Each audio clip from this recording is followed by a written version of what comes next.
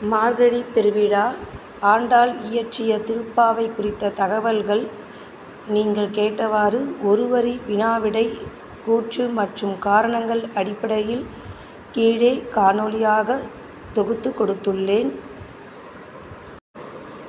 சிறப்பு பெயர்கள்: சூடிக் கொடுத்த சுடர்க்கொடி, நாச்சியார். ஆண்டாளின் காலம் கிபி 8ஆம் நூற்றாண்டு. 12 ஆழ்வார்களில் ஒரே பெண் ஆழ்வார் ஆண்டாள் ஆவார். மார்கழி பெருவிழா நூல் குறிப்பு காண்போம். நூல் திருப்பாவை. இதனுடைய பாடல்கள் 30 பாடல்கள். மார்கழி மாதத்தின் ஒவ்வொரு நாளுக்கும் உரியவை. வகை: பாவை வகை. பாவை நோன்பின்போது பாடப்படுவது. சமயம்: வைணவம். திருமாலை போற்றுவது. பெருமை: வேதம் அனைத்துக்கும் வித்து என்று திருப்பாவை போற்றப்படுகிறது. இப்போ வேதம் அனைத்திற்கும் வித்து என்று எதை கருதுவோம் என்றால் திருப்பாவையை கூற வேண்டும்.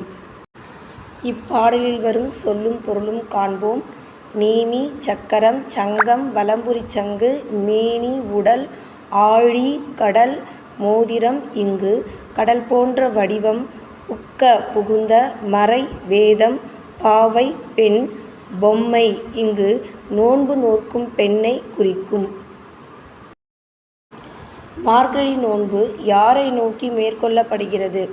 மார்கழி நோன்பு கண்ணபிரானை திருமாலை நோக்கி மேற்கொள்ளப்படுகிறது. ஆண்டாள் யாரை மணக்க உறுதி பூண்டிருந்தார்? ஆண்டாள் அரங்கநாதனை திருமாலை மணக்க உறுதி பூண்டிருந்தார். பெரியாழ்வார் ஆண்டாளை எங்கு கண்டெடுத்தார்? ஸ்ரீவில்லிபுத்தூர் கோவில் நந்தவனத்தில் துளசி செடிக்கு அடியில் கண்டெடுத்தார். திருப்பாவையில் உள்ள பாடல்களின் எண்ணிக்கை எத்தனை? 30 பாடல்கள். ஆண்டாள் பாடிய மற்றும் ஒரு நூல் எது? நாச்சியார் திருமொழி. தேர்வில் கூற்று காரணம் என்ற அடிப்படையில் வினாக்கள் கேட்கப்படும். அதற்கு இந்த ஏற்பாடு. கூற்று: ஆண்டாள் சூடிக் கொடுத்த சுடர்க்கொடி என அழைக்கப்படுகிறார்.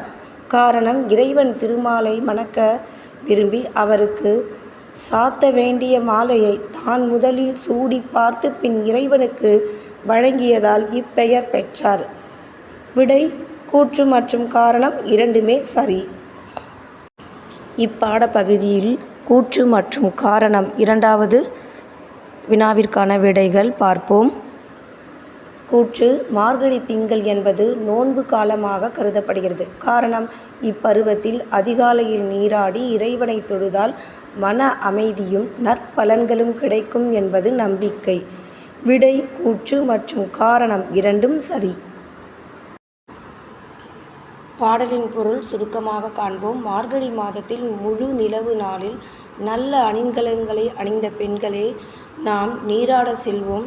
நந்த கோபனின் மகனும் யசோதையின் சிங்கக்குட்டியும் கார்மேக வண்ணனுமான கண்ணன் நமக்கு அருள் புரிவான்.